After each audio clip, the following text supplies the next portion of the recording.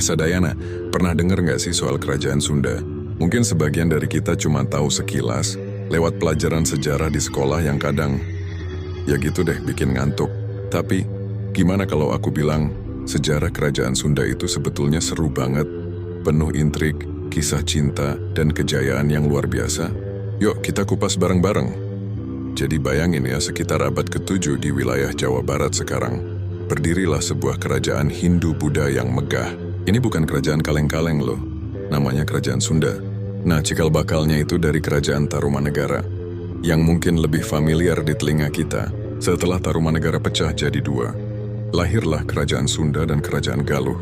Dua kerajaan bersaudara ini awalnya sering saingan, sering berantem, tapi akhirnya mereka bersatu, kayak di sinetron kan? Penyatuan ini terjadi melalui sebuah pernikahan politik yang legendaris antara Sanjaya, penguasa Galuh, dengan Teja Kancana, putri dari kerajaan Sunda. Sejak saat itu dimulailah babak baru yang gilang gemilang. Puncak kejayaan kerajaan Sunda itu ada di masa pemerintahan seorang raja yang bijaksana dan karismatik. Namanya Sri Baduga Maharaja, atau yang lebih kita kenal sebagai Prabu Siliwangi. Nah, familiar kan? Di bawah kepemimpinan beliau, kerajaan Sunda makmur banget. Ibu kotanya, Pakuan Pajajaran, yang diperkirakan lokasinya ada di sekitar Bogor sekarang, itu bukan cuman pusat pemerintahan. Pakuan Pajajaran adalah kota metropolis pada zamannya. Pelabuhan-pelabuhannya, seperti Sunda Kelapa, Banten, dan Cirebon itu ramai banget. Kapal-kapal dari berbagai penjuru dunia, dari Tiongkok, India, bahkan sampai Eropa, datang buat berdagang. Komoditas utamanya, lada. Lada dari Sunda itu kualitasnya nomor 1, dicari di seluruh dunia. Bisa bayangin kan betapa kayanya kerajaan ini. Tapi seperti kata pepatah, di mana ada kejayaan, di situ ada tantangan. Di seberang lautan, muncullah kekuatan baru yang super besar.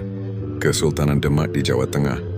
Kekuatan Islam yang sedang naik daun ini mulai melirik wilayah Sunda. Disinilah letak drama sesungguhnya. Untuk membendung pengaruh Demak, Prabu Siliwangi dan penerusnya mencoba menjalin aliansi dengan bangsa Eropa yang baru datang, yaitu Portugis.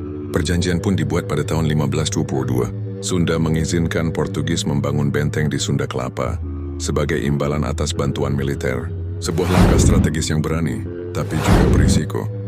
Sayangnya takdir berkata lain. Sebelum Portugis sempat membangun bentengnya, pasukan gabungan Demak dan Cirebon di bawah pimpinan Fathahillah menyerbu Sunda Kelapa pada tahun 1527. Pelabuhan terpenting itu pun jatuh, dan namanya diubah menjadi Jayakarta.